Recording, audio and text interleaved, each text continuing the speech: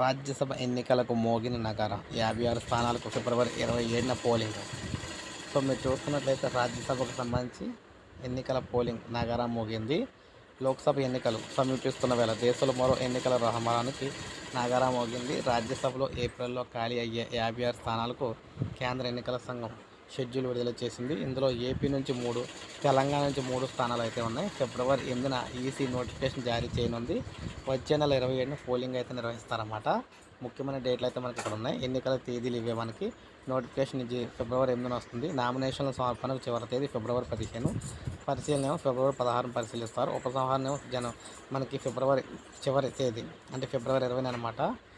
ఉపసంహరణకు సంబంధించి పోలింగ్ తేదీ ఏమో ఫిబ్రవరి 27 ఉదయం 9 గంటల నుంచి సాయంత్రం 4 గంటల వరకు పోలింగ్ అయితే జరుగుతుంది.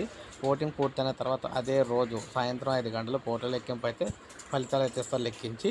దేశవ్యాప్తంగా 15 రాష్ట్రాల్లో 56 మంది రాజ్యసభ సభ్యుల పదవీకాలం ఏప్రిల్లో ముగుస్తుంది. వీరిలో తెలంగాణ నుంచి మధ్యరాజు రవిచంద్ర, బడుగుల లింగయ్య యాదవ్, జోగినపల్లి సంతోష్, ఏపీ నుంచేమో సీఎం రమేష్, కనకమేడల రవీంద్రనాథ్ కుమార్, వేమిరెడ్డి ప్రభాకర్ రెడ్డి ఉన్నారన్నమాట. దీంతో ఆయా స్థానాలకు ఎన్నికలు అయితే నిర్వహించనున్నారు.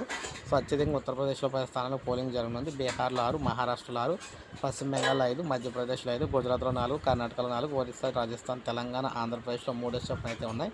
హర్యానా, ఛత్తీస్గఢ్, హిమాచల్ ప్రదేశ్, ఉత్తరాఖండ్ ఒక్కొక్క రాజ్యసభ స్థానానికి పోలింగ్ అయితే జరుగుతుంది. సో ఇది ఫ్రెండ్స్ ఈ వీడియో అసలు లైక్ చేయండి, సబ్స్క్రైబ్ చేసుకోకపోతే మన ఛానల్ సబ్స్క్రైబ్ చేసుకోండి.